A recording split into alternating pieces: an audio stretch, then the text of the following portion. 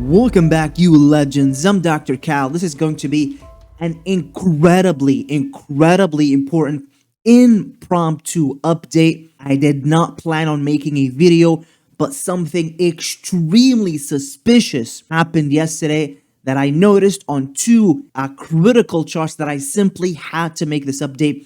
Please do not skip any part, and it may save you from so much pain. So let's get right into it. So we're clearly seeing this on the charts, both the put to call ratio and the VIX. There's something strange happening.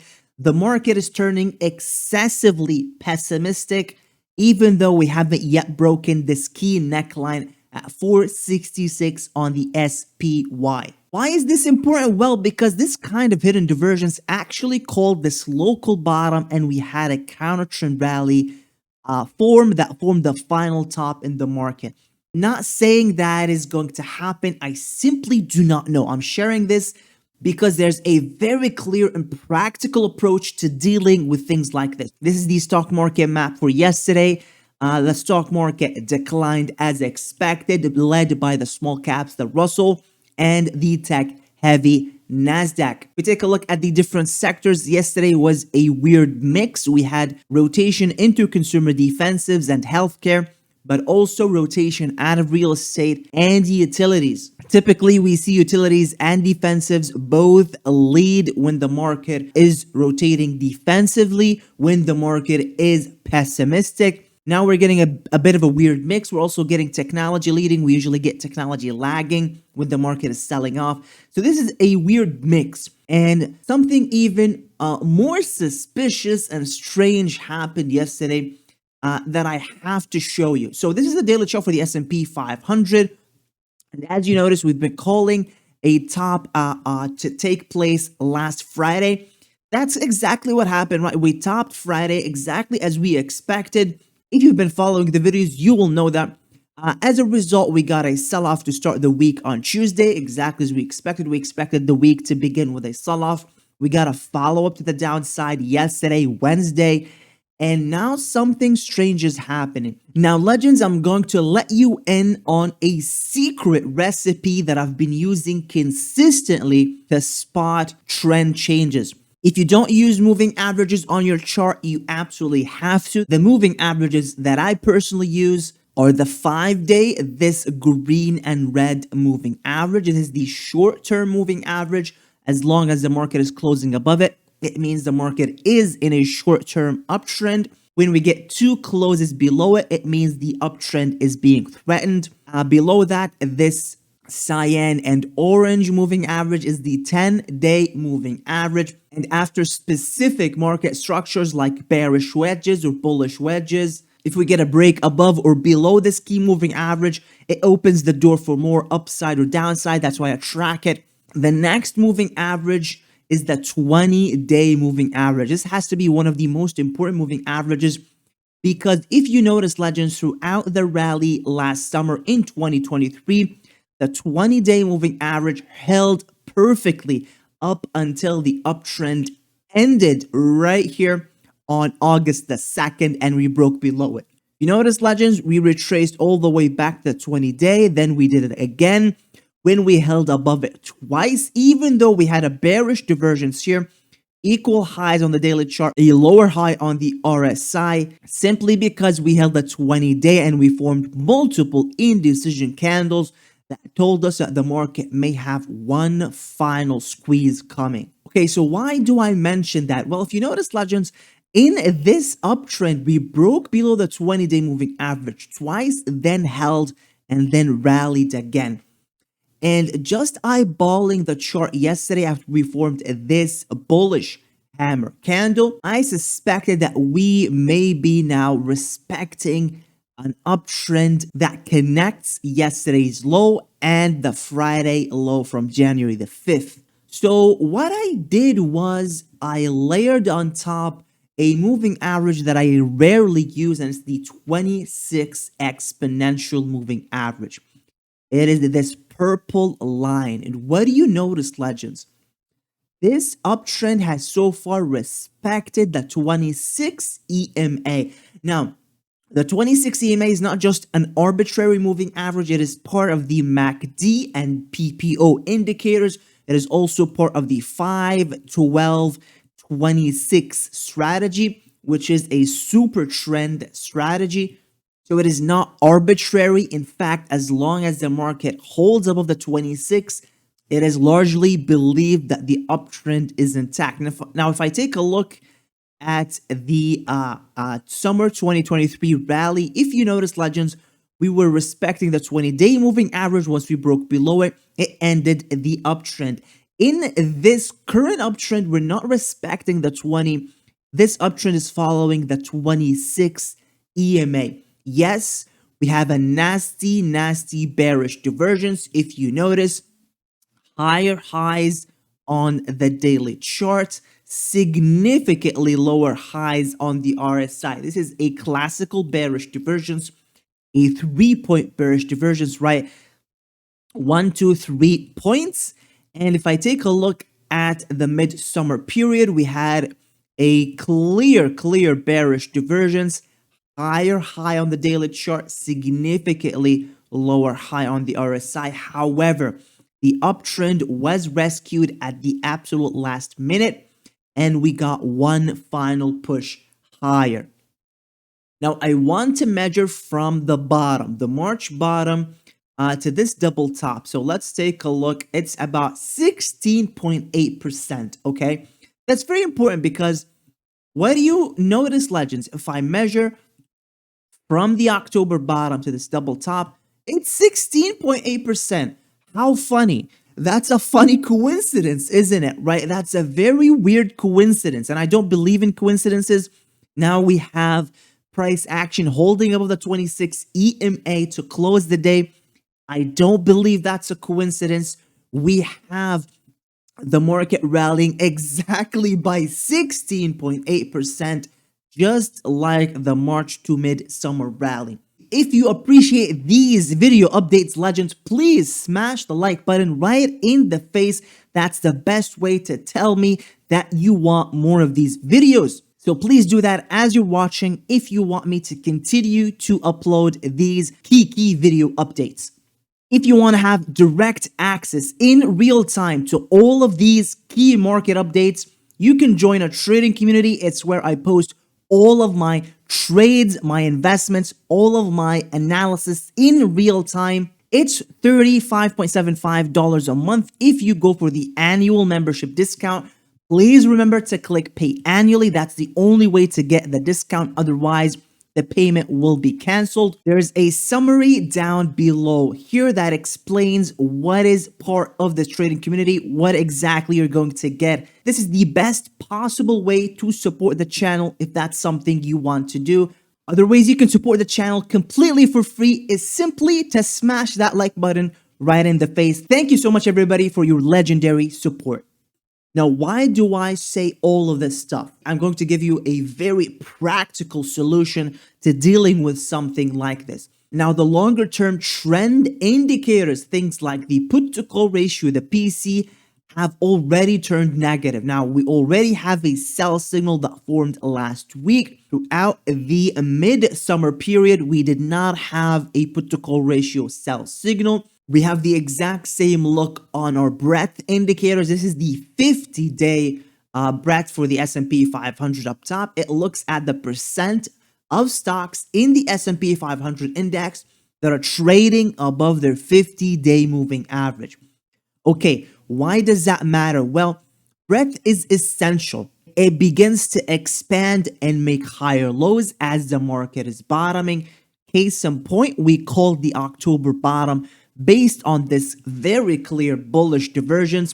The 50-day breadth made a higher low as the S&P 500 made a lower low. The PPO also made a bullish divergence. What is happening now? If you notice, legends, the market has been making slightly higher highs while the 50-day breadth has completely collapsed. It is falling down a cliff. Why is this important? Well, because if breadth is collapsing, it gives less and less of a chance for the market to make higher highs. Now, why do I mention this? Well, because if you notice, legends, during the mid-summer top, the double top that formed, Brent was actually still rising. It hasn't yet reached this overextended level at which the market topped every single time, right? Top, top, top. So again, we have the put to call ratio, which is a key trend indicator telling us the trend is turning down. The trend, in fact, has turned negative. Breadth, the 50-day breadth, it's telling us the trend is also turning negative. What about the 200-day breadth, which is an even stronger indicator? Well, the 200-day breadth yet again reached these overextended readings at which the market topped in prior rallies, right? Perfect top. Now, if you notice, this midsummer double top took place as the 200-day breadth was still expanding and rising. It hadn't yet reached this overextended level. On top of that, let's take a look at the New York Stock Exchange summation index. It's up above. Below that is the McClellan oscillator. If you notice, we did get a cross down as the market formed this double topping formation. However, as it was forming this local bottom, the summation index had already recovered. In today's example, this is not happening at all, right?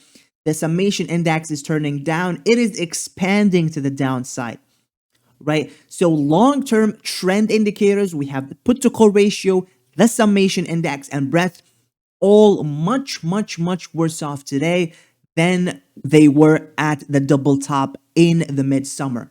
So this is the key difference between today and back then. However, what is suspicious? I haven't yet talked about the most suspicious part of this entire thing, and it's the VIX. So what's the problem? Well, we have the VIX up top, the S&P 500 down below, and I track key bearish and bullish divergences on this chart. They are absolutely essential in calling tops and bottoms. Case in point, double bottom on the VIX on the daily chart, higher low on the VIX, while the S&P 500 formed a double top with a higher high.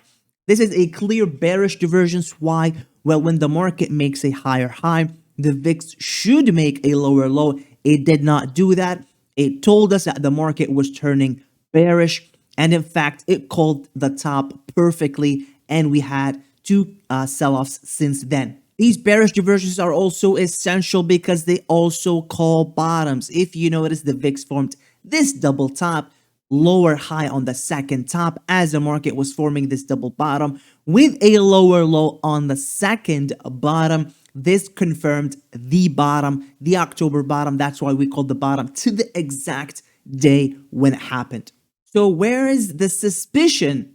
Where is the extremely suspicious development? It's here. If you notice, legends, this is the VIX. It made a higher high yesterday, while the S&P 500 formed a higher low. This is very bizarre.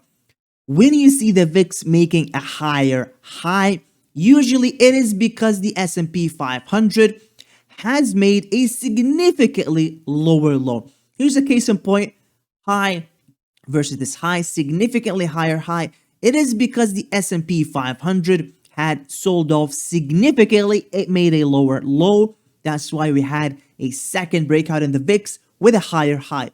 I'd like to direct your attention to the mid-summer period back in 2023 when the market was forming this local top in the context of a much, much larger topping formation. If you notice, legends, we had this huge VIX breakout above the 50-day moving average. It formed a significantly higher high as the S&P 500 made a higher low. This is a different type of divergence. It is called a hidden divergence because it is nearly always missed. They are a different kind of divergence, and here's the psychology behind divergences in general. For example, let's go through, let's say, this double top as it formed. Okay, so we had a breakout in the VIX right here, and we had a sell-off in the S&P 500. This is the S&P 500 futures. We had a sell-off down to 4,750, right? Then we had a counter trend rally. The VIX formed a higher low. right? The VIX formed a low at 12.4 versus this low at 11.8. It told us that at this top, as this top was forming, the market was more pessimistic, more hedges are being opened. That's why you see the VIX forming a higher low, because the VIX tracks option premiums, and when you see option premiums expand, it is usually because of high demand on put options, basically hedging against a downturn that is coming. Okay, why is this a classical divergence and why is the current divergence a hidden divergence? Well, if you notice, legends, the market made a higher low, right? Logically, this means the market should be more optimistic, not more pessimistic. That means the VIX should have made a lower high and not a higher high, because the market made a higher low. It did not break this prior low. So this breakout in the VIX is not justified yet. Why? Well, because the market did not break this key neckline at 466. It held above it. What does that tell us? What is the psychology behind this? It tells us that the market is panicking. The market is panicking. The market is hedging excessively, more so than needed. In fact, if we take a look at the put to call ratio chart, these spikes, if you see these spikes, these are the daily CPC readings. I usually track the 5-day moving average. This is part of my proprietary put to call ratio buy and sell signal. You will not find it anywhere in the world. This is my own proprietary indicator based on the put to call ratio. Now, these spikes are the daily spikes. If you notice, yesterday we had a huge spike in the put to call ratio. That is, in fact, that rivals these prior spikes. So this spike back here in October the 8th, and this spike back here on September the 27th. Okay, the market formed a hammer candle just like October the 27th. The result was, in fact, this counter trend rally that lasted 2 days. Why? Simply because market sentiment was turning excessively bearish, so we had a counter trend rally. Again, if I look at September the 13th, hammer candle got a breakout the day after that. So we're clearly seeing this on the charts, both the put to call ratio and the VIX. There's something strange happening. The market is turning excessively pessimistic, even though we haven't yet broken this key neckline at 466 on the SPY. Why is this important? Well, because this kind of hidden divergence actually called this local bottom, and we had a counter trend rally formed the final top in the market. Not saying that is going to happen. I simply do not know. I'm sharing this because there's a very clear and practical approach to dealing with things like this. So how do we marry the fact that we have long-term trend indicators breadth, both the 200 and the 50-day breadth collapsing? We also have the summation index telling us this is the end of an uptrend and the beginning of a new downtrend. We also have the put to call ratio, the PC and the CPC both triggering a sell signal last week. None of these 3 key trend indicators had turned bearish when the market was forming this double top. At that point in time, we did not have enough bearish long-term trend signals. In fact, none. The put to call ratio hadn't triggered a sell signal. The summation index had in fact already recovered and made a higher low, and breadth was steadily rising. It did not break support. That's why this is different. Right now is a different point in time versus that mid-summer period. So how do we marry that fact with the fact that the S&P 500 has held above the 26-day moving average, the exponential moving average, which is a key trend moving average? And how do we marry the fact that the VIX has now formed a hidden divergence? There's a very easy and practical approach to dealing with this. We simply have to wait for 2 trading sessions. Just 2 trading sessions. I'm going to tell you exactly what I'll be looking for during these 2 trading sessions. I'm going to be looking for signs that the market is indeed forming a local bottom. And here are the signs. I need to see 2 additional bottoming candles. That means either inverted hammers, another hammer candle, or green candles in general. If we get that 2 days in a row, that means today, Thursday, and Friday, that will mean the market is likely forming a local bottom and that a counter trend is coming. Now, there's another key chart that we have to keep an eye out on, and it's the VIX. So if the VIX forms two rejection candles, that means another hammer candle today and tomorrow, or two red candles that fail to make a higher high on an intraday basis. That means the VIX fails to break above 15.4. If that happens today and tomorrow, that will lend a lot more credence to this hidden divergence, and we have to keep an open mind for the possibility that another counter trend rally may be coming, right? So very practical approach. If I have a short position, I will be closing it. I'll be waiting for 2 days, simply looking at the VIX and the S&P 500, looking for reversal candles and signs that bulls buyers are back in control. Now, if I look at what happened in the midsummer period, if we take a look here, we had this hammer candle followed by an inverted hammer and another small bullish green candle. So three buying candles, three reversal candles above support. If we see that happening above the 26 EMA, that will tell us, yes, we could potentially get a violent short squeeze that will surprise a lot of people. Again, if I take a look at the VIX during the midsummer period, you will notice the VIX formed this huge gravestone doji followed by two rejection red candles. They failed to make a higher high on an intraday basis, and that corresponded with two bullish candles on the daily chart for the S&P 500, and we had one final push higher. So to summarize, legends, from the bottom to the top, we've already rallied by about 16.8%, which is exactly an identical rally to that March bottom to midsummer rally. Take a look at here, legends. Identical 16.8%. During that time, breadth, the put to call ratio, and the summation index were still positive. Right now, they are negative. So that's the key difference. At that time, we had a bearish divergence on the daily chart. We now have a triple bearish divergence on the daily chart. At the time, the VIX formed this hidden divergence signal. The market ended up forming multiple bottoming candles. Then we had one final push higher. Now we're looking for the same thing, right? We need to see the VIX reject twice. The market begin to form bottoming candles, and during that 2-day waiting period, the practical approach is simply to take profit on shorts that have already been opened and simply wait for a couple of days to get more clarity.